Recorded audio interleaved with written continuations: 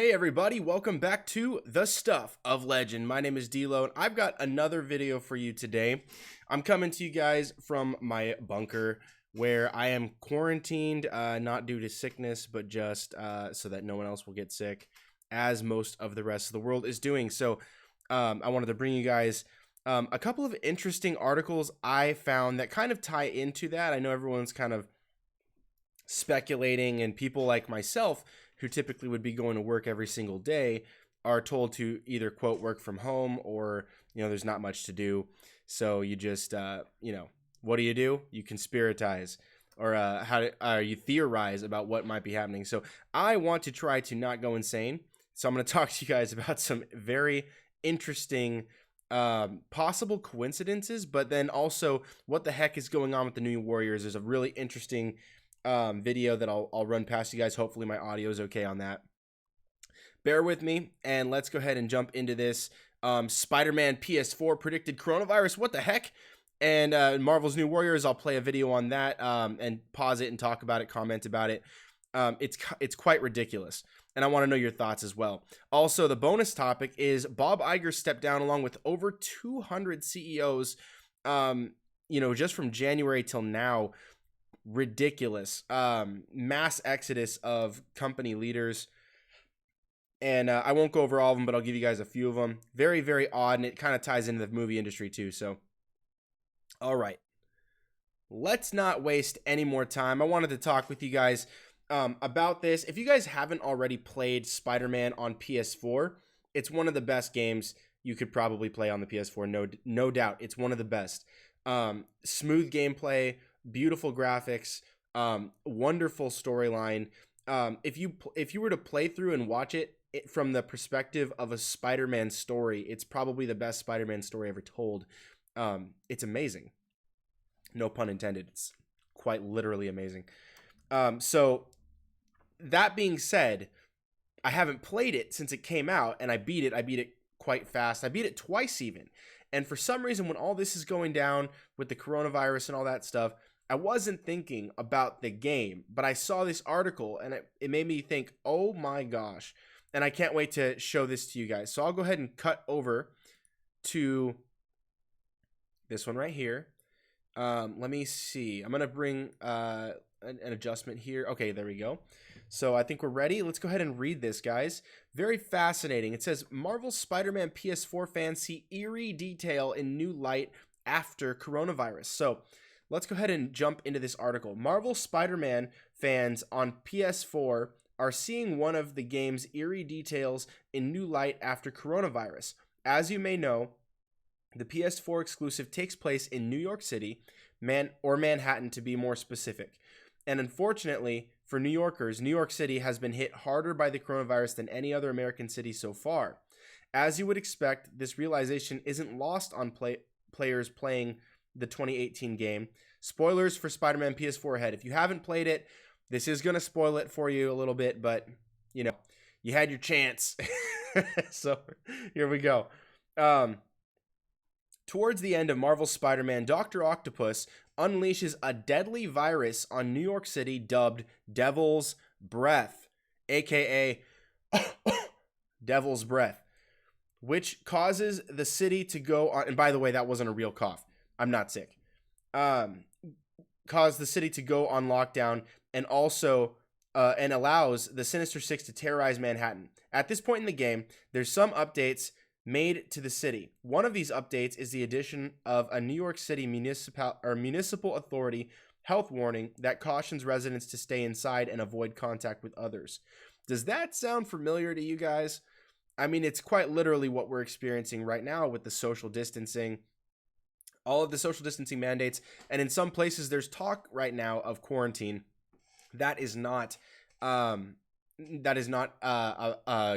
nationwide mandate. It's not even, I think, regionally mandated. Only for those who have been confirmed with the virus are told to quarantine themselves for their sake, for their family's sake, for their friends' sake, colleagues, coworkers, and strangers they may come in contact with, or inadvertently come in contact with something that comes in contact with them. So just to stop the spread. But doesn't that sound kind of ridiculous? 2018, this is when this came out. and it's talking about the devil's breath. If you guys played the game, you know that, and I think they're going to get to this. It's airborne, but through coughs and sneezes and stuff like that. And it says, which causes the city to go on lockdown, and allows the Sinister Six to terrorize Manhattan. At this point in the game, there's some updates made to the city. One of these updates is the addition of New York City Municipal Authority health warning that cautions residents to stay inside and avoid contact with others. This is in the game, by the way. This is stuff that happens in the storyline of the video game. This is it. A year before the coronavirus outbreak in 2019. November 2019, and then now we in the United States experienced that. So kind of, it's 2 years later, I guess. It's a year and a half, kind of, because it overlaps the end of the year. But it says this.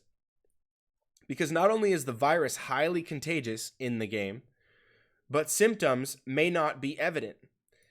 This is one of the frustrating points for most people in the public right now, is that the coronavirus, like if you call in to the doctor and you say, hey, I've got a cough or a fever, and they basically just tell you, do you feel like you can't breathe? And if you say, no, I can breathe, then they're just like, okay, stay home. What if I couldn't breathe? Sometimes if they say we have enough, they'll bring you in. That's the goal. If you're basically dying of this thing, they bring you in. But if you're not, all the other symptoms that are listed online, that you were supposed to check the box and say, oh, I have this, I might have corona. If it's not the respiratory failure, and like you feel like you're drowning with no water, you're just drowning in the air, then sometimes they don't even test you because they're limited tests. And so that's kind of one of the frustrating things, is that a lot of celebrities have been tested when they didn't have any symptoms. They were asymptomatic and they got tested. For instance, Iger, and this is not me like throwing shade, but this is just an example. So like I, for instance, was suffering from allergies when this whole thing broke out. I have seasonal allergies every single year. And this is, for a lot of people that have allergies, it was frustrating because a lot of the symptoms that were listed were similar, like the sinus nasal drip, sneezing, not necessarily coughing, but just, allergy symptoms. If you called in because they said to just err on the side of caution, you were told that it's possible, but they can't know because they can't test you, because unless you were under 50, 55. In my situation, they told me, we can't test you for corona, but we're almost entirely certain you don't have it, which was nice to hear. That was really good. But they said, stay home. I was like, what if you have it? They said, just stay home. So it's like, if you do have it, stay home. If you don't have it, stay home. And then we're not going to test you unless you're over 50 years old and you have respiratory issues or respiratory failure. That is basically the criteria for, like, if you want to test, you got to have that. And then like a couple days later, we see that Idris Elba got tested positive for coronavirus, even though he didn't have any symptoms. How was he supposed to know he was sick, And that was just like, wait a minute, why is he getting that and no one else is? It's because he's famous, of course. And so, glad to hear he's okay. But that was just one of the things. And that's in the game. The reason why I'm going on this whole tangent is because in the Spider-Man game, they addressed that in 2018. And so it says here, because not only is the virus highly contagious, but the symptoms may not be evident. So even if you don't have any symptoms, you don't feel sick, you don't look sick, you're not tired, you're not coughing, nothing, you might still have it. And the game predicted this.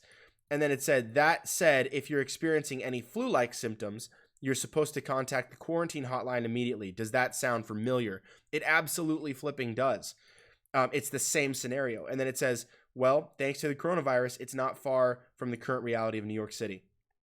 In addition to the warnings, like the one below, J. Jonah Jameson, his in-game tirades about the coronavirus sound similar to the type of speech you can find about the coronavirus on network news and certain parts of the internet. I've seen many of these posts myself on social media, people posting, I've seen the opposite where it says stay home, stay safe. This one says stay safe, stay home. But it's really interesting that the exact same verbiage is what is being used in real life after this game predicted the exact same scenario in the exact same city with the exact same type of flu-like symptom disease called the Devil's Breath. And then it says, as you may know, Spider-Man on PS4 isn't the only game now being seen in new light as a result of coronavirus. The Division, in particular, is a bit eerie to play. Meanwhile, others are wondering if Hideo Kojima once again predicted the future with Death Stranding. Marvel Spider-Man is available on the PS4 and the PS4 only. For more news, media rumors, and leaks on the game, be sure to take a second and peruse and blah, blah, blah, blah, blah. And so then it just continues to go on about that. But basically, very, very strange how they predicted this way in advance. And so, like, people like me who've got all this time on our hands now. I mean, I've got a family, so I'm obviously busy taking care of my family and my wife and, you know, our newborn baby, that sort of thing. My wife's been a champ with that. But the this whole, you know, coronavirus situation, self-isolating, and even at times like internet failures that have happened, it really starts to get you into this like conspiratorial mood. And that's kind of my default, is I get like questioning. I'm like, why is this way? Or who's responsible for this, or what the, you know, so that's kind of like my thoughts. Anyway, I want you guys to jump into the comments and let me know what you guys have to say about this. Let me take some of these comments in the YouTube live comment section right now. So it says, Daniel's Hot Topics. Dude, what's up? Hey, before I read yours, I just want to let you know, I'm sorry I didn't get on Sunday. I was planning to get back on there, but I got really busy with my family, just, you know, newborn baby, and it got kind of all hands on deck, you know what I mean? And so I wasn't able to jump on and do a live stream like I had anticipated for you for your birthday. Happy belated birthday, brother. Sorry you got to be quarantined during this whole thing, but, you know, I really appreciate you tuning into all of my videos. You've been such an awesome person to join in and talk with. You always bring great questions and whatnot. So you say here, hey, Daniel, what's up? No, I have not played Spider-Man on PS4. I heard it was good, though. Dude, it's flipping amazing. If you get a chance to play it, you absolutely should. If you've played the Arkham Knight, or the Arkham Knight series, it's almost exactly like that. You just take that and you make it the daytime, and instead of like dark, creepy vibes, it's got a balance. It's, you know, a lot of fun quippiness because it's Spider-Man, but it's the same gameplay style. Like it's that like where you can attack, you can get new moves, new items, new weapons, and then you can counter and dodge and parry and all that stuff.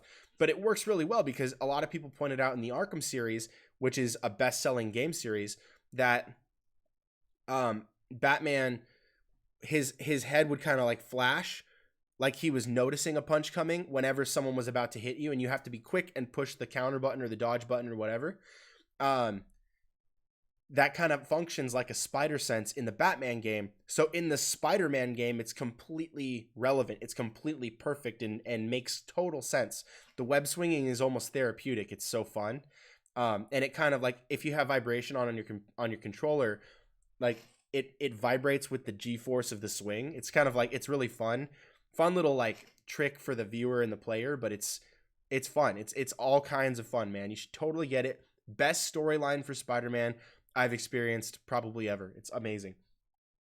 And it says, I don't think I will get a PS4 because for me at least, the good old days of gaming are over.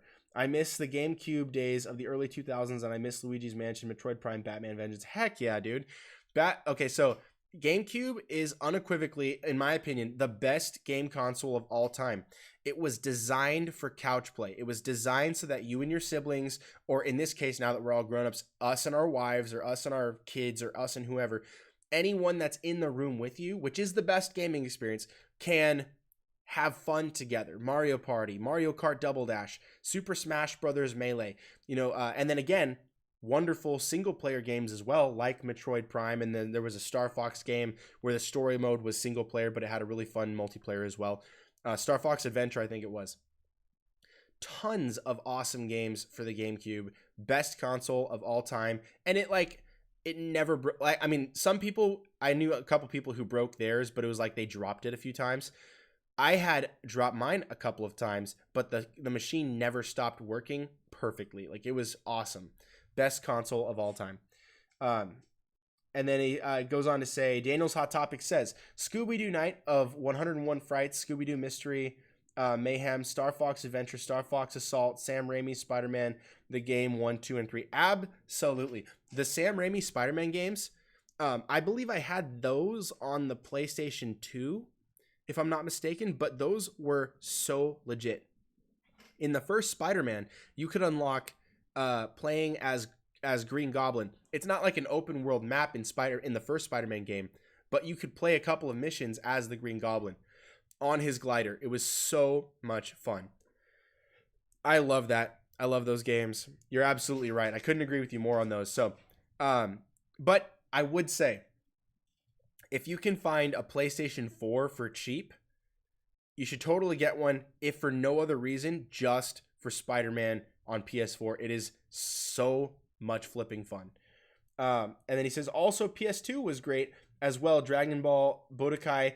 Yep, Budokai 1, 2, and 3 was epic. Grand Theft Auto 2, Grand Theft Auto Vice City, and Grand Theft Auto San Andreas. Yeah, I never got into the Grand Theft Auto games, but I did play the Dragon Ball ones. And those were great games. You know what else was fun on PlayStation 2? While we're on this topic, was I think it was called it was called Star Wars.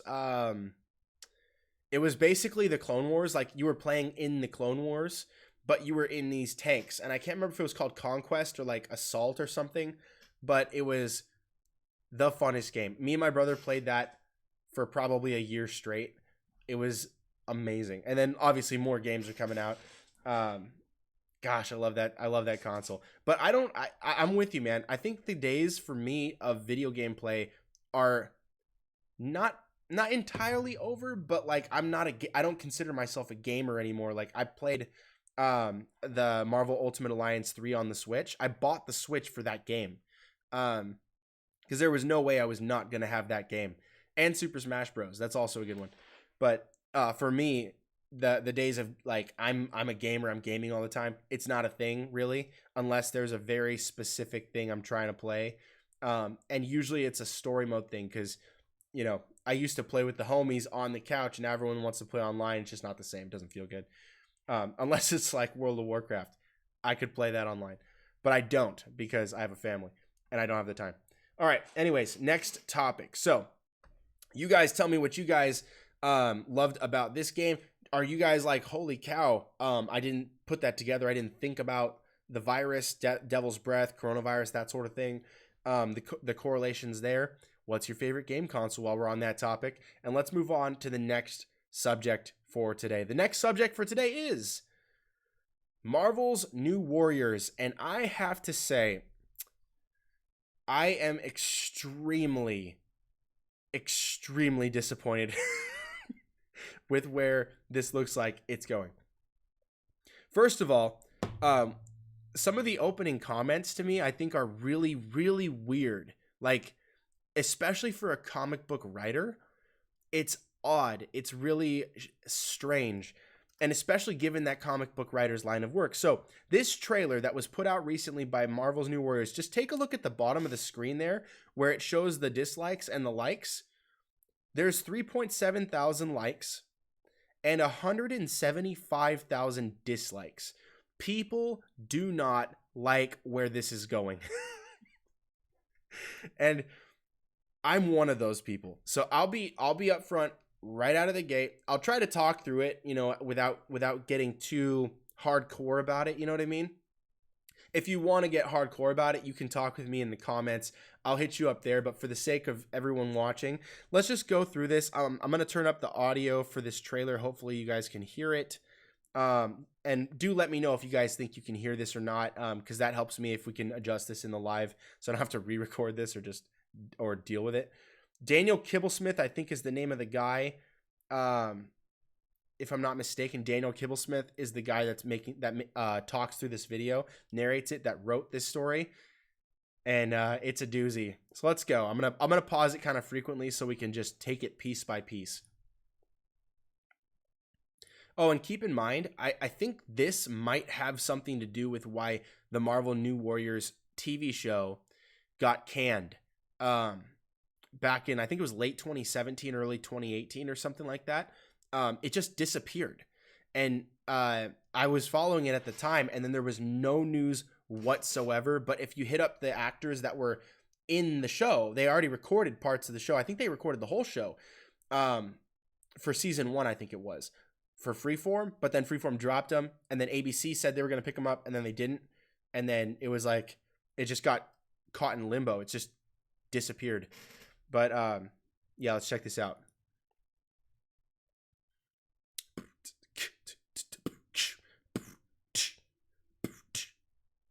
There he is.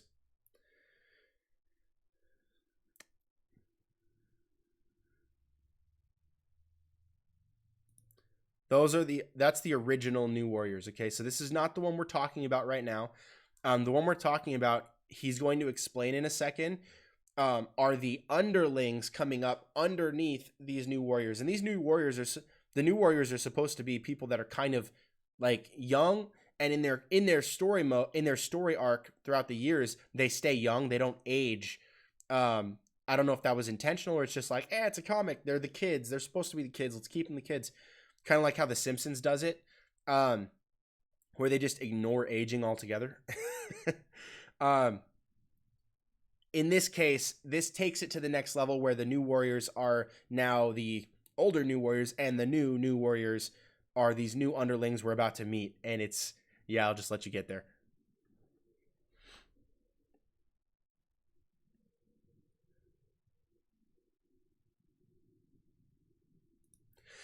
I want you guys to keep that in mind. I'm going to show you something in just a second. Daniel Kibblesmith, the writer of this, he just came off of writing Black Panther versus Deadpool.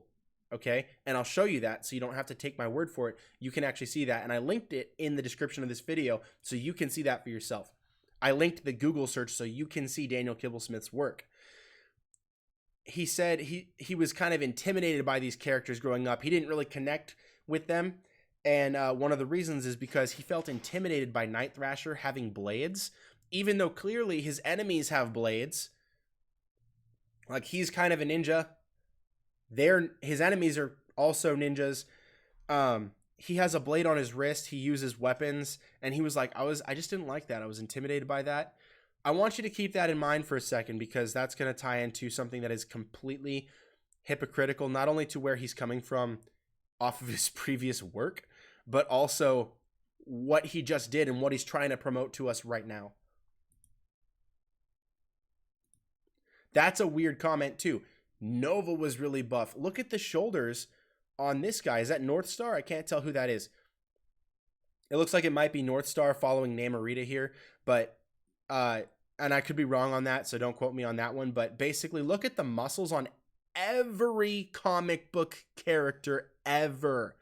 And he's just saying that because Nova wore a tank top, he was like physically intimidated. I'll give it to you that the tank top is clearly an accentuation of his muscles, but Nova's not, I don't think he has like super strength, or maybe the original Richard Rider did, but the Nova Core basically just, it allows him to fly at ridiculous speeds, and I believe he has energy projection as well. I'll double check to check the super strength, but it's not due to his physique. It's due to the Nova helmet. It's not like he's born with ridiculous strength, or he's like the Incredible Hulk or Captain America, Super Soldier Serum, or Wolverine, or pretty much any of the X-Men where they're born with innate enhanced strength. This is how comic book artists just draw comic book characters, and Daniel Kibblesmith has a problem with that, especially coming off of Black Panther and Deadpool apparently. So let's continue.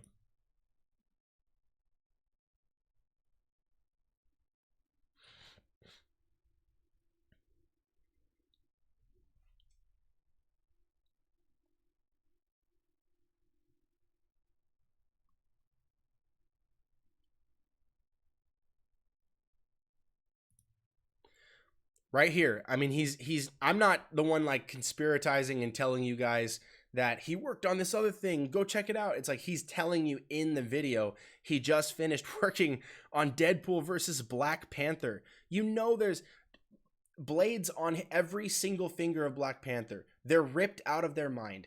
Deadpool, katanas, bombs, every weapon you could possibly imagine. It's Deadpool and Black Panther. And his issues with Night Thrasher and Nova are muscles and weapons.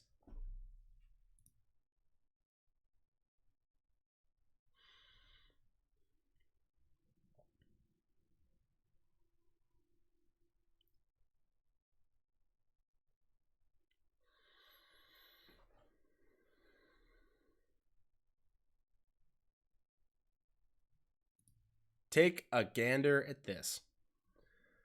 All right. I want you to just take a look. On the far left, we have twins, male and female, or apparently not male and female. They're non-binary. We'll get to that in a second. It's a comic book, so you can have, you can make up whatever you want. And the guy in the middle, clearly gadgets oriented. We've got Dora the Explorer. Apparently spent her whole life exploring Panda Express, like me, and Hometown Buffet. And then on the right, we have probably what is the most interesting character, but we'll get to in a second.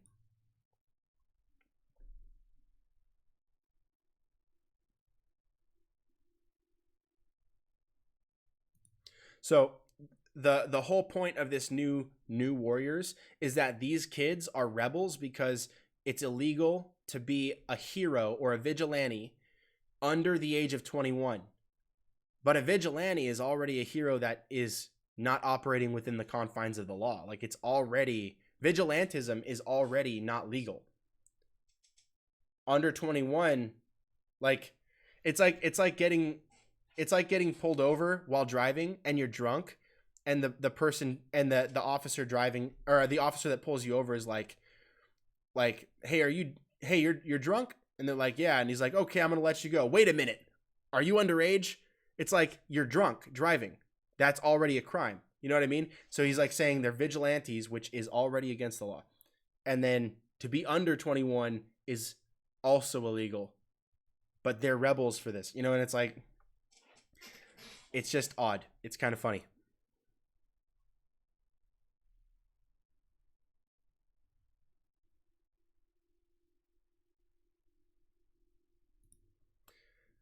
I mean, the art's quite vibrant. It actually kind of looks a little bit on the, like, and not with the characters themselves, but like the colors and like the paneling. It looks kind of like a Boom Comics Power Rangers comic, which I actually really like the art style for. I like the vibrant colors. I like how it jumps off the page. That part of it is nice, but the premise to me is it's annoyingly underthought. Like, they did not think about how redundant the premise is, and that is the first sign of crappy writing. And then we'll get to not only the designs here, but also the characters' powers and whatnot.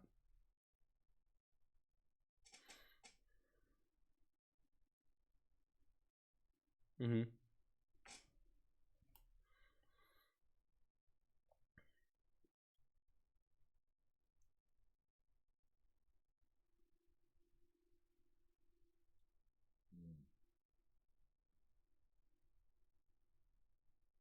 Hmm.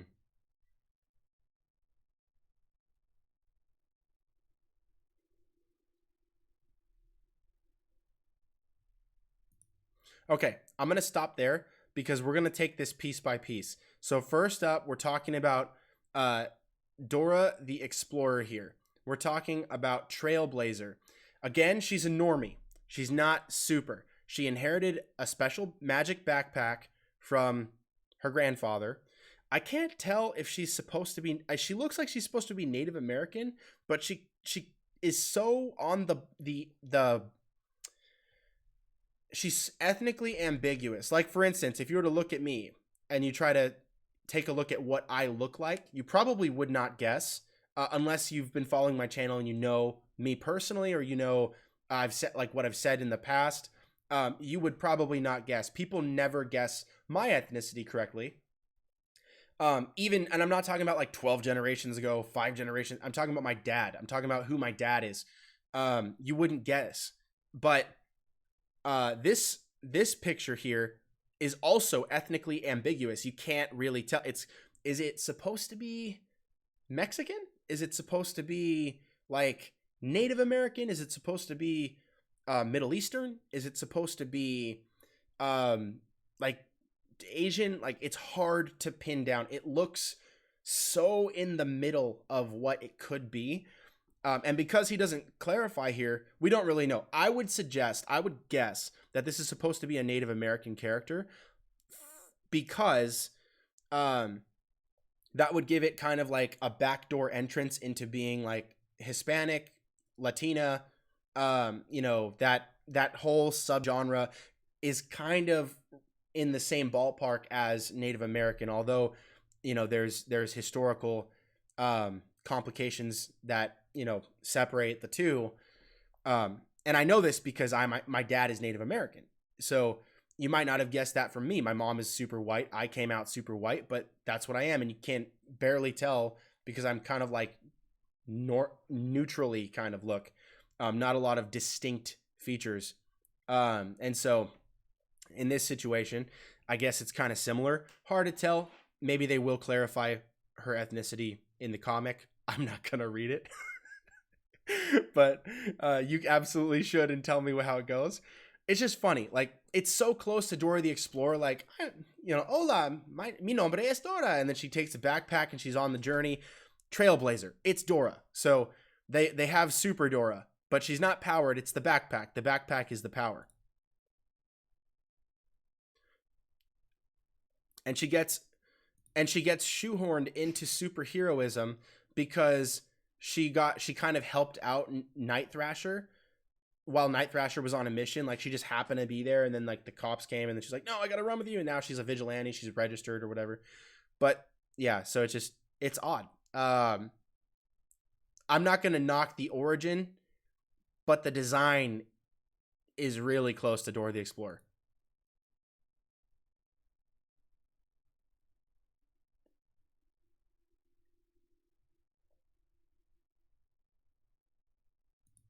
So she's just like super, super confident. It's basically the same story as what was it? The second Hawkeye. So Hawkeye's disciple, I'm forgetting the name exactly. What is it? Kate Bishop. Kate Bishop has kind of a similar thing, like where she's really skilled with items. She's not super, but she gets trained by Hawkeye, and she gets kind of shoehorned into superheroism when her sister's wedding gets attacked, and she kind of just like, what are we going to do? We have to do something. And then she kind of rises to the challenge. She's the courageous one that kind of puts together the Young Avengers. This is the same thing, just with, I think, a less awesome character. I don't know, because I haven't read any of the comics, I guess, but apparently 175,000 other people agree with me. Let's go to the next character. There's not a lot more to say about her, so let's go to the next one.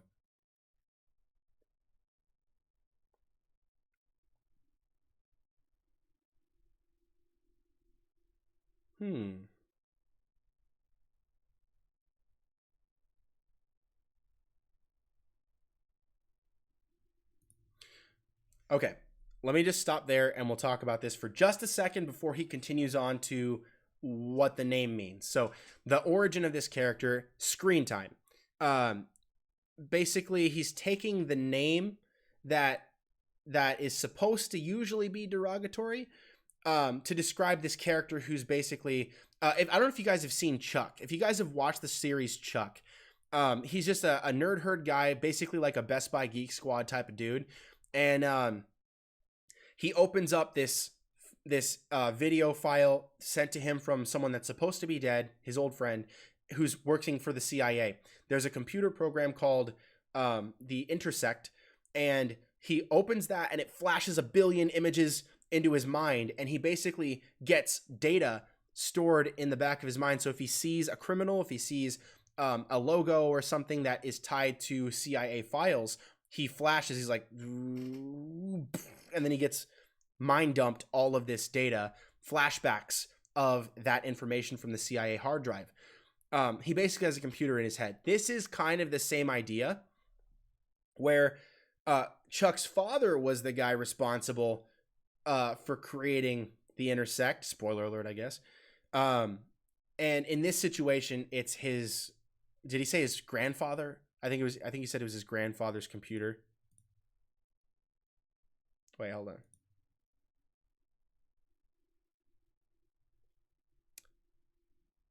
There we go. Grandfather's experimental internet gas, which is probably a nanite cloud. And then he becomes permanently locked into the internet. I think that origin is pretty cool. I think that one actually does sound really nice.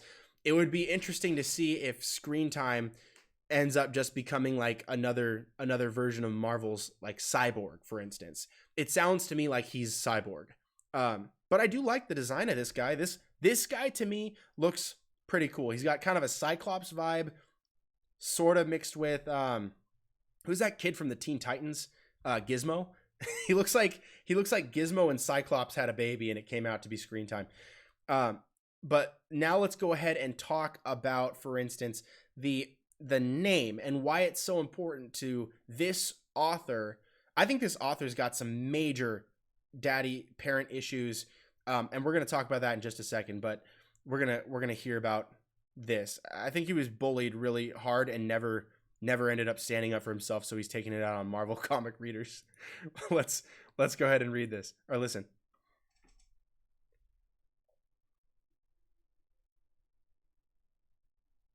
I can get down with that.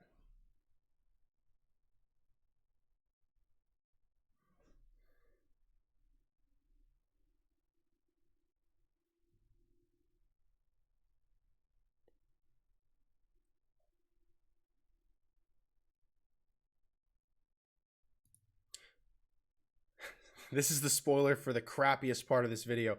But anyway, so he's saying that the point of this character is that the name Screen Time is a phrase that is commonly referred to in a restrictive or sometimes derogatory type of sense, where if you are if like, for instance, you hear the word Screen Time, it's usually like your parents are saying, okay, you don't get any screen time today, you can play video games on Friday after you finish your homework.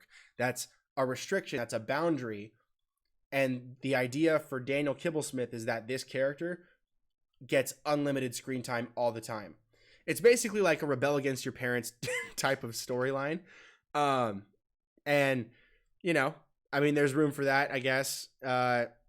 It seems like kind of a dumb concept. I mean, the name, I guess, is whatever. This one I don't have a huge problem with. The problems come with Dora the Explorer, I think, mainly, and the two we're about to talk about in just 1 second.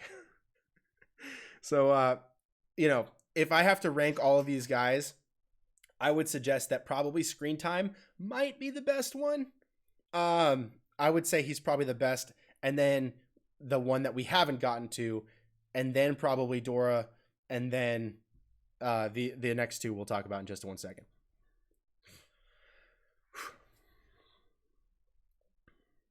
Ooh.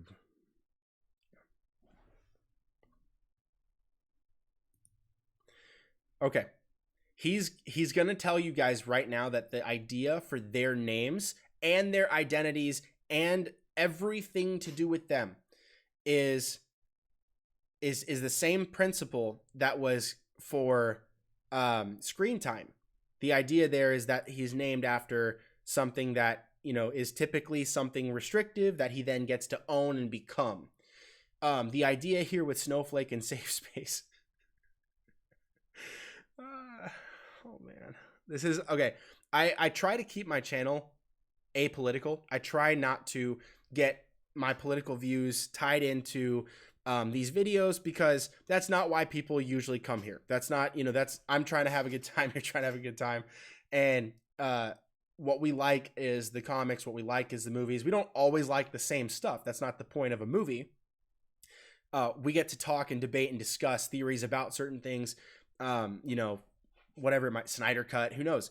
But with this, these are two words that are thrown around a lot, and sometimes for very interesting reasons. They're often, you find them on college campuses, which I think is why they chose a backpack for Dora the Explorer is not just because she travels, she's trailblazer, but because she's supposed to represent a minority on a college campus.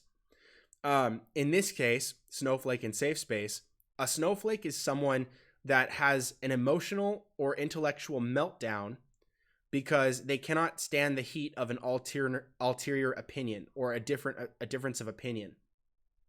A safe space on a college campus is a place where free speech has been restricted because snowflakes, because people cannot have discussions about serious, heavy political topics without emotional trauma. They're basically intellectual babies, intellectual children who cannot handle or think for themselves. They have to be protected from alternate opinions. They have to be protected from someone else's worldview.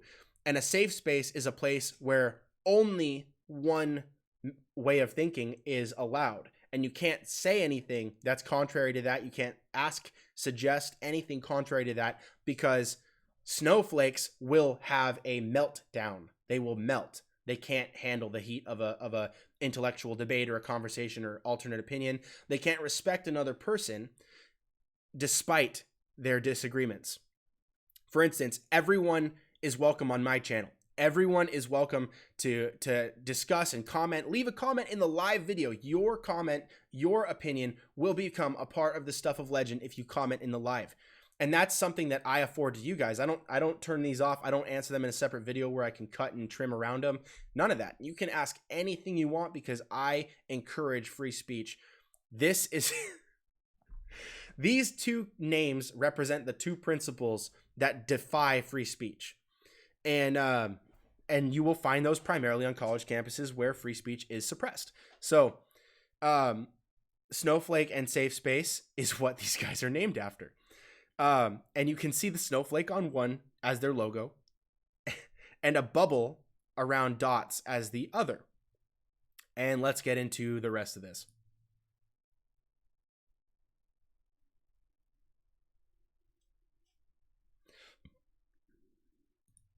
He's saying that basically these two have been called these names and they own it. They own it. They're proud of it. They're a snowflake. They have safe spaces, and they that's the whole point of these characters. Let's continue.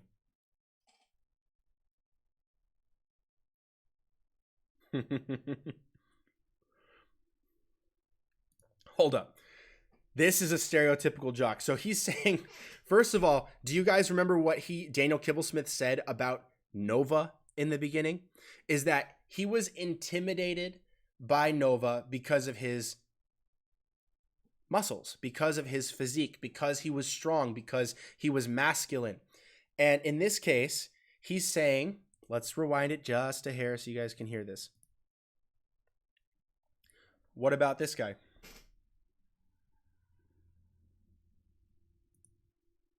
Big, burly, stereotypical jock. And now, I ask you this, people. You can leave your comments, answers in the description, and we'll get to them. I don't know any jocks that wear all pink and have pink dyed hair, earrings, short booty shorts. I don't know of a lot of jocks. I don't find that to be stereotypical. Stereotypical means it is something that is not always, but usually true. It is usually true. And I would suggest that this is an unusual jock. And I think 175,000 other people find this to be unusual, Daniel Kibblesmith. This is not a stereotypical jock. This is an unstereotypical jock. But let's keep going. I'd love to hear your guys' thoughts in the comments. Am I wrong? Am I crazy? Am I a jerk? Do you need a safe space? Let's talk about it in the comments. And he's about to break into the powers, which, again, I find a couple of issues with. Let's go ahead.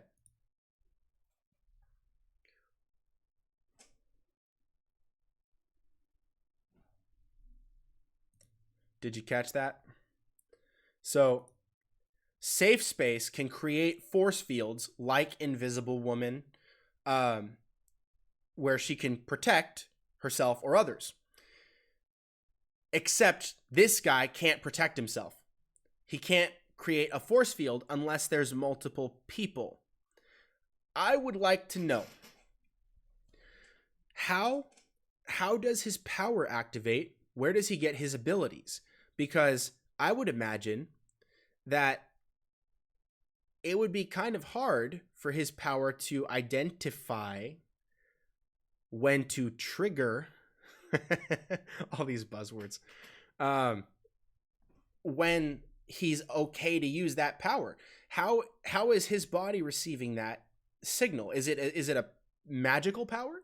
Like, was his powers bestowed as magic? Because if it's like, for instance, Thor's hammer is not heavier than other objects, really. It's a heavy hammer, but it's not so heavy that no one can lift it. It's magically imbued with a blessing / curse where no one else can. It's an enchantment that no one else can pick it up except for the person who is worthy of the power of Thor.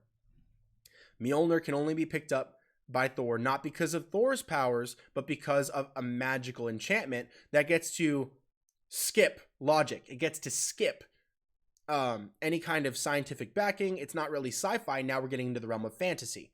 In this consideration, how does his powers get there? I mean, they don't really say how he gets his powers. They don't say how Snowflake gets her powers or Safe Space. They just say that this is the power. And I would suggest if they're mutant, it seems like a bit of a caveat that we just have to kind of take on faith for this one. I mean, it's a superpower. I get it. You can just make up whatever you want. But up until now, things kind of had like a logical trail to them. Like you could kind of understand it. Or there was the caveat of magic where you don't have to understand it. They usually try to do a lot to back up these powers. And in this case, there doesn't seem to be a lot of explanation. I'm sure that the comics themselves will probably dive into that, how they got their powers, their origin, that sort of thing. None of that here. Just that he can create force fields only if he's sheltering other people. Remember what I said about a safe space is a place where free speech is suppressed to protect snowflakes from hearing alternate opinions. And that's the idea. I think his power is probably intrinsically connected to his sister, kind of like a Mossy Menno on Titans. You know, like Moss and Menno, they're the guys that when they touch, their power unleashes and they can do super speed together, but not apart. Safe Space, I think, is probably going to be intrinsically linked to his sister, but they're saying that it could be other people in general. So, not sure. Maybe it's hormone. Oh man, could you imagine if it was hormone related? That'd be like too ironic. All right, so let's go on to the next one.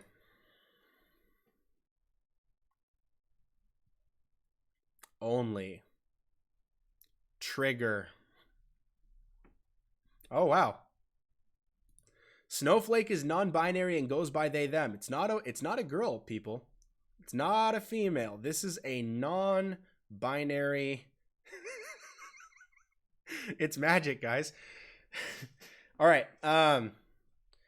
So let's pretend that's irrelevant. Okay, great. Fine.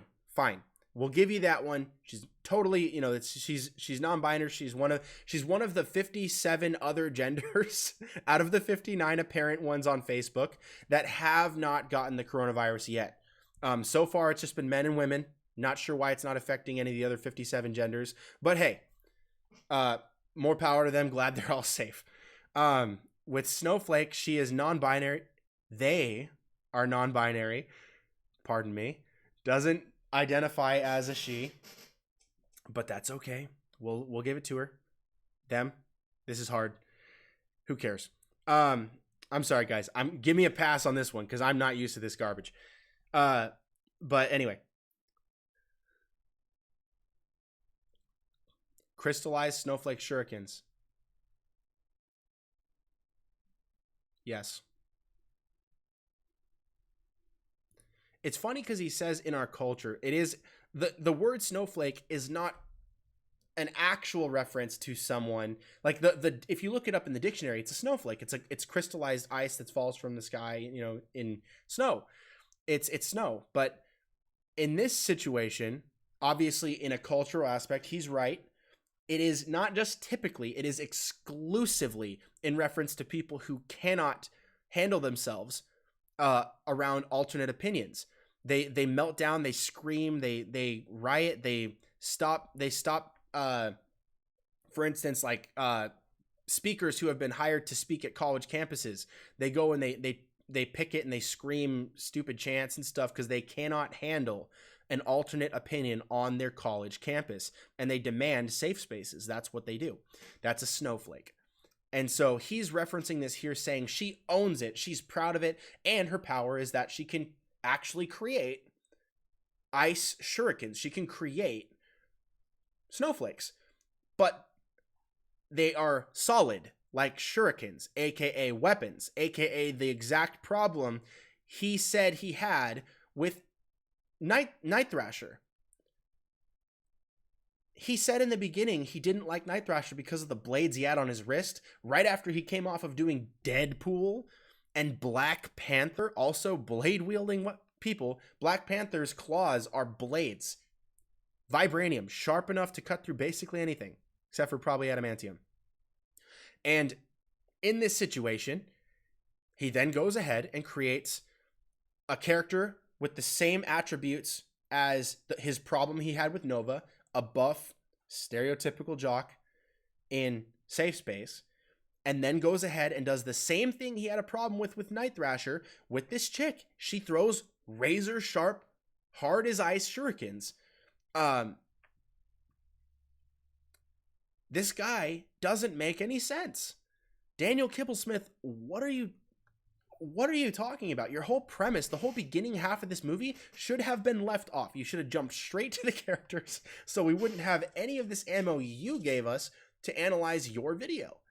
Anyway, let's continue because I want to hear more about what he has to say about Snowflake. So non-binary, of course. By the way, we could have told you that looking at the costume and character designs. Yes.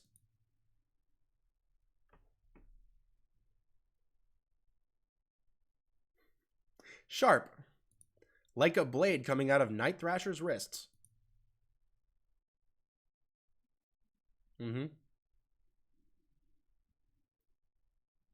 Very cloak and dagger, by the way.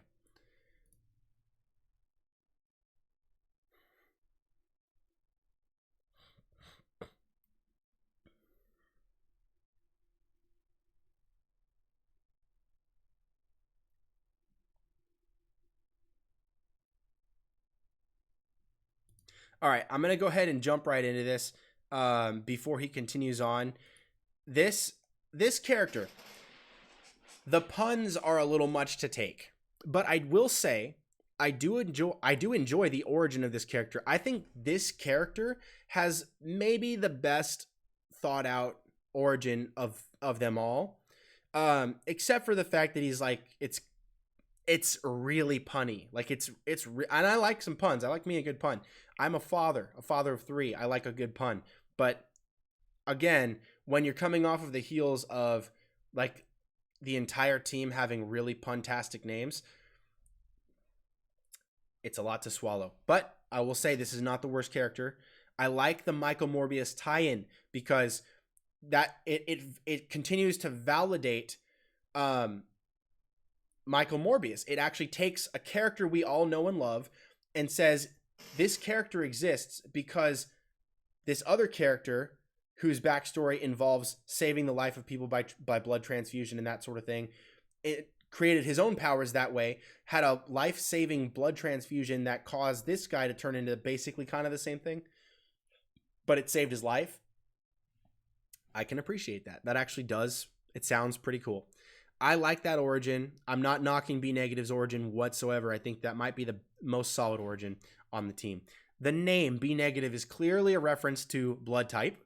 Okay, you got a half vampire, or full vampire, and I don't know if this kid transforms or if he just sticks that way. It looks like he sticks that way, but B Negative is a blood type. But again, he's gonna say this in a second. I've already seen this. I'll play this so you can get there, but. Origin, pretty cool. Like that. Name, it's a double pun. Check this out. Goth kid.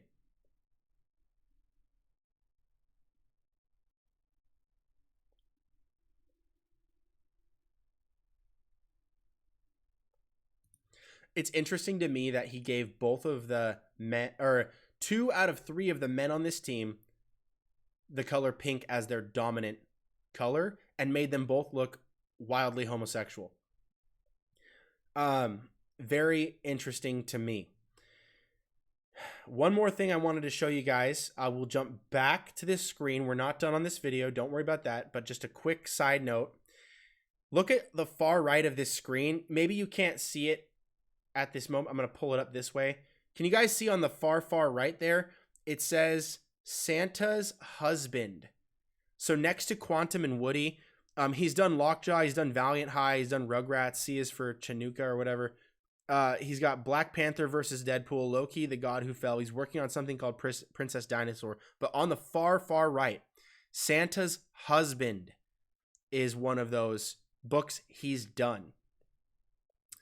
I would just like to say this guy is quite obsessed. And that's a children's book, mind you. He's quite obsessed with presenting sexuality to underage kids. And I don't like that. I'm put off by that because he wrote a children's book about that, and now he's writing this comic. Again, this is me just getting, I guess, real candid about my own opinion. Hopefully you guys don't need a safe space, but please make your opinions public in the comments. I will read them. And but now he's intentionally adding, sexuality into the equation for underage kids. Again, these heroes are underaged. And it's easy to detect a pattern, especially because a lot of people that side with that movement, side with that ideology, come from these academia, college, campus groups that also advocate for limited freedom of speech, that also advocate for safe spaces. They are the ones that are the snowflakes. Often they can't have these debates without immediately jumping to name calling. You're this, you're that, and they don't have arguments of their own to actually put forth and debate. So if you are not one of those people and you have arguments to debate, bring it on. You're welcome here. You're not an enemy. You're someone that I would love to talk with. So let's get it. But it is interesting to me that 2 of the 3 dudes are in hot pink, and this, he's vampiric, so I understand kind of the tone. Very gothic, I guess, so a lot of the dark and the studs and stuff, but it does seem a little hypersexualized for an underaged character. Anyway, that's just those are the thoughts of my brain 2 weeks into quarantine or whatever. So let's continue. I warned you guys in the beginning, I get kind of questioning, conspiratorial about this kind of stuff. But Daniel Kibblesmith just isn't making a lot of sense. So this one's an easy pick off.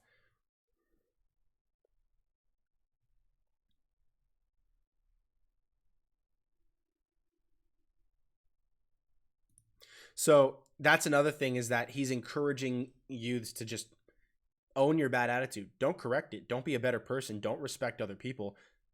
Be negative. That was the point. It's not just the blood type be negative. It's telling you that it's okay to be negative to other people, with other people, in your interactions with other people. And again, not a great message for kids. I'm not going to buy this comic for my kids. I'm not going to buy this comic for myself. So let's go ahead and just let him finish the video on his own, because we have talked about this for quite some time at this point, but whatever. I'm enjoying myself discussing this. Hopefully you guys are too.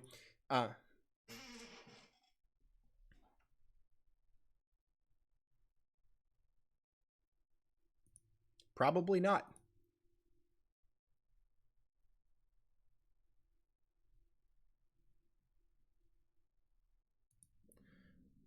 Yeah. I've got no problem with diversity. It's not like it's not like something that affects the story. It just is, you know, like it's not like there wasn't diversity in the original team either. You know, it's already there. So if someone's like, oh, hey, like you don't like these, and this will happen, mark my words. If you say you don't like the new Warriors, one of the accusations will almost guaranteed be, what, do you have a problem with diversity? Or like, you know, like that kind of thing. Mark my words. Set your clock, mark the calendar. It's coming. But again, my expectation might be that this one might not even hit the shelves, because 175,000 dislikes to 3.7 likes, they're going to find out real quick that it's not going to sell, or it's not going to sell very much. And I just don't know what the obsession is with propagandizing a certain ideology and then also encouraging kids to not strengthen themselves mentally or intellectually, and instead own being a snowflake. You own being negative. You own the fact that you can have a safe space and you don't have to have alternate opinions. That's weakness. That is not intellectual strength. That is not being better. That's not improving. That's not growing. That's not learning. You don't even have to change your opinion. Just learn a new one. I learn new ones all the time. That's why I'm good at defending my own. Because if you don't know what you're up against, you can't fight back. And that's what this guy is telling his readers. Don't learn your enemy. Don't learn your intellectual opponents. Don't learn what they have to say. Instead, stay in your bubble. Stay sheltered. We'll protect you. We'll tell you not how to think, but what to think. They're going to tell you what you should think. And that, my friends, is propaganda. I am not happy with this. I hope you guys send me your comments and whatnot, because it's odd. It's really odd, especially when he's lying. He blatantly lied about, he's like, I had a problem with Nova because of his muscles and his physique, and he's just so buff. And then he's all, and he jumps straight to, what's the name? Not Snowflake, the other one. Safe space. Your stereotypical jock, muscular, built. And it's like, isn't that the problem you have with Nova? And then Night Thrasher, the blades, and then you give the non-binary chick the blades. It's like, you're a liar, and I don't like you. So, from one Daniel to another, I don't like you. And from Daniel's Hot Topics, now that's a Daniel I can get behind. So, let's go ahead and I'm going to call this one a done topic. I have a bonus topic if you guys care to stick around. But before we get to that bonus topic, let's go ahead and hit some of these comments. I'll try to get through them fast because we got a bunch of them. But let's go ahead and read it right here. Daniel's Hot Topics. What's up, dude? He says, I did that. I played as the Green Goblin. It was fun, although the story was not very different, but fun because you have an advantage because you can fly and you have bombs. Exactly.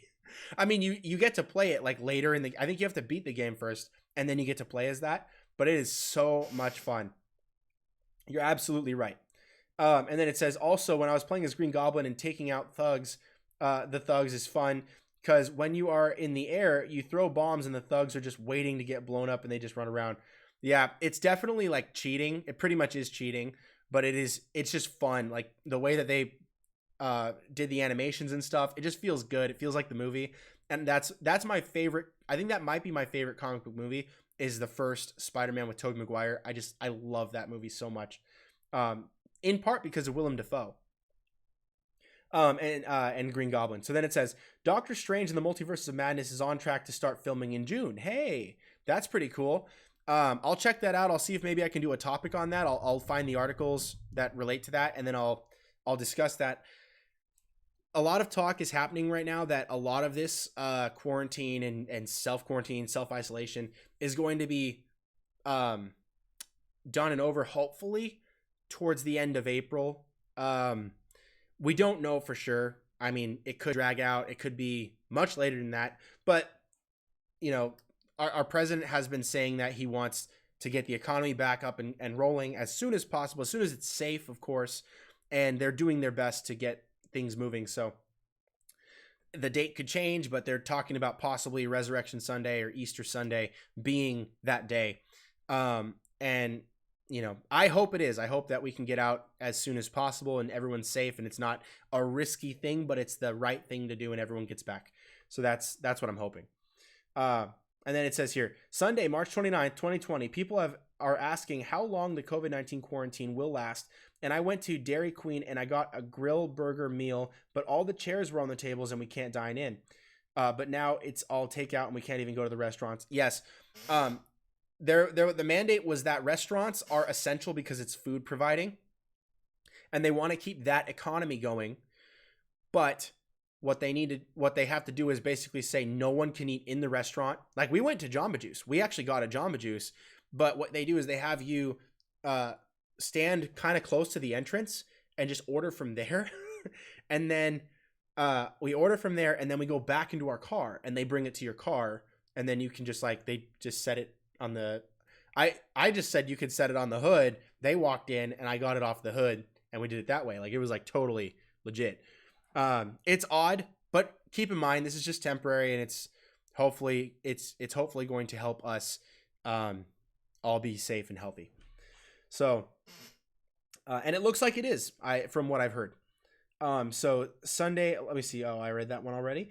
Then it goes, Daniel's Hot Topic says, Stuff of Legend, Daniel Ware. Have you heard of Mecha Random 42 Nerd Roddick and the Midnight's Edge? They are a part of the fandom menace, and they are very nasty pieces of work, really unlikable. And then it continues, it says, unlikable people, they are always attacking groups of people, dissing people with an edgy smile on their faces. They are very mean and immature. I have not. So I've heard of the fandom menace, yes. I've actually seen quite a few of, you guys know who, what's his name? Oh, the Geeks and Gamers channel. I've watched a few of their videos. It's hard to watch a lot of it because they're quite negative quite often. And I prefer to, like, I'm not trying to be like only positive vibes, dude, or only negative. I'm not, I want news, you know, I'm trying to get like information and that kind of thing. They do a lot of good reporting. Like they check facts, but the vast majority of their material is, it is speculative or opinionative, which is not wrong, but it's also content that will end up being very negative if what you're talking about is a bummer. And I don't know all of them. I don't have any connection. But yeah, there's plenty of people out there that do attacks and whatnot. I try not to do that. If you guys have followed my channel, I've done a couple of videos that have been negative or like ranty, but not a lot. The vast majority of my channel is quite upbeat, quite, positive, inquisitive. I do some theories and stuff, but it's not like I try not to be super negative because I know you guys are trying to have a good time. And because that's just kind of how I am, how I roll. But in this video, I'll call it as it is because, again, it's clearly something that has been pushed by Marvel over the last 5 years specifically. A lot of this type of content has come out where it's trying to push a lot of real world political or social political agendas into comics to preach. And this one clearly is doing that exactly. Very exactly from the trailer. So in this case, I'll call it out. But again, I'm not trying to say like no one has a voice. You can say whatever you want. Like I said, I'll read it. And I might smirk, I might laugh and joke, but it's because some of this stuff is so ridiculous that it's funny, and it is funny. And it's also funny because like the gender thing is really hard to keep up with because they constantly change that stuff, and it's like you can't expect people to keep up with that if you're going to change it all the time. In this situation, it's one thing, but it's like, biology differs from their worldview, and I don't share that worldview. So it's not, to me, it's not something that I live in day to day, and I'm not going to because I disagree with it. I think biologically, scientifically, it does not make any sense. So I'm not hating anybody, and you can do what you want, but and you're welcome on this channel. You're welcome. Anyone's welcome. So I'm not, I'm not trying to hate, but I'm just saying clearly he's saying this is how it is, and you should all be snowflakes, and you should all be in a safe space and don't try to listen to other people who might disagree. And I think that's intellectual weakness. So that's my 2 cents. Sorry if that got a little heavy, but I just wanted to, I hope it wasn't, off-putting for many, but, just trying to tell it like it is. I don't know the nerdrotic people that you're talking about. Mecha, you said here, Mecha, Random, 42, Nerdrotic, and Midnight's Edge are part of the Fandom Menace. Some of the stuff that comes out of the Fandom Menace is quite good and quite accurate, but I'm not like subscribed to all the things. I don't follow it. I'm not checking hashtags and all that stuff for them. I just stick to pretty much news and fan casting and that kind of stuff. So yeah, sorry guys. Yeah, Daniel, hopefully that answered your question. Yeah. But anyway, I'll jump into the bonus topic because we've been going for some time. I want to try to move it along before we hit 11 p.m. my time. Last topic of the day. You guys, and it's business, but it's movie related because of the businesses that it involves. Let's go ahead and jump into this one. So, Bob Iger from CEO stepped down. If you guys are not familiar, if you guys are not aware, Bob Iger was the head of Disney, and Kevin Feige works under, I believe it was Alan Horn, who then works under Bob Iger. So he's like 2 steps under, but Bob Iger is the top. Like he deals in everything, and he just stepped down. He's not the only one, guys. The reason I'm pointing this out is because, like I said at the beginning of this thing, Daniel's Hot Topics, you kind of inspired this video actually because we talked last week last week how you wanted to talk about. Sorry guys, I choked for a second. The theories and speculation about like coronavirus and all kinds of stuff. I think you mentioned China last time. There's a lot of conspiracy theories floating around, and I love reading conspiracy theories. So you can send those my way. But a very odd article. There was 219 CEOs that have left in 2020 alone, and we're only in March, getting ready to hit April. But there's a ridiculous amount of the world's biggest companies having CEO overturns, and directors of the company and executives and whatnot, they're leaving like in a flood. And including Bill Gates. Like Bill Gates left Microsoft, Bob Iger left Disney. It's odd. I'll show you some of these. So like Bill Gates left, Mandy Ginsburg of Tinder, Hinge, OkCupid, Match, all of the like dating apps and stuff. She left, and she's one of like the wealthiest people out there too. She's really, really wealthy. Disney, oh yeah, the guy from Hulu. So if you guys were following, this is another one why I did this exact article, was because it mentions Randy Freer of Hulu. Hulu is 33% owned, I think, by Disney. It's majority shareholder owned by Disney. Disney's the parent company since they bought Fox. Fox owned the shares to Hulu, and now Disney owns Fox, so Disney owns Hulu. And a lot of the Hulu stuff was getting canceled. We talked on my channel. We talked about Cloak and Dagger. We talked about Runaways. We talked about like the Hellspawn. We talked about the R-rated or TV mature rated Marvel animated series universe that was going to happen with MoDOK, and a lot of like Howard the Duck and all kinds of stuff that was going to be adult content. That's all canned. And then we have the Ghost Rider series was canned. All of the Hulu stuff is being pulled off of Hulu. Whether it's going to end up on Disney Plus or somewhere else, we don't know. If it's just gone in the wind, we still don't know. But I don't think it's any coincidence. We've got CEO Randy Freer left Hulu January 31st. Adam Bierman, CEO of like there's a bunch of cannabis places that had CEOs leave. We had this guy from CEO of Credit Suisse also left. This one's not so surprising because I think he's ready to retire. But CEO of L Brands, which is Victoria's Secret and Bath and Body Works, he stepped down. But it's at the same time as all these other CEO exiting the market. Tyler Haney of some clothing thing, Outdoor Voices, she stepped down. That one, she was losing money, so that's not very surprising. Fastly CEO Arthur Bergman, he left. This one's big. Salesforce, one of the biggest companies in the world right now. Keith Block, he was the co-CEO, and he was in line to potentially take over as sole CEO from Mark Benioff, but he stepped down. And it talks about Bob Iger again. Harley Davidson owner stepped down. IBM CEO stepped down. T-Mobile stepped down. Jeff Weiner of LinkedIn stepped down. And this one's big. MasterCard CEO Ajay Banga is set to step down in early 2021 after more than a decade of running the company. That guy's a wealthy, wealthy man. I'll tell you that right now. But these are just a handful of these. And there's a few websites. I haven't linked that other websites in the description because I'm not going to show them.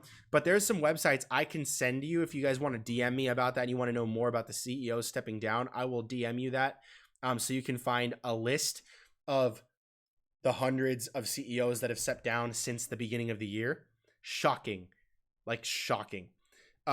Many in Hollywood, many in finance, many in health and medical and all kinds of other things. And literally every market you can probably imagine, they're pretty much exiting in a swarm. It's ridiculous. That's a bonus one. Lots of room to speculate as to why. Why many of these guys, these are a lot of the guys that left in January, by the way. This is before the quarantine started. This was before the self-isolation. This was before a lot of that stuff started to really ramp up to a degree that it drastically impacted our market in the United States. It was starting to impact that, but it was still at that point too early to tell it was about to drop. So, yeah, this is just like, it's a little bit startling, but it also puts into question what's going to happen with Disney and Marvel even now that Bob Chapek is in control. He's definitely going to want to keep money coming in, but what's that going to look like? What are his priorities going to be? Is he going to give the same lenience and freedom and have the same, I guess, plan, that sounds nefarious, but plan for the film industries that are part of Disney, like Marvel, Star Wars, that sort of thing?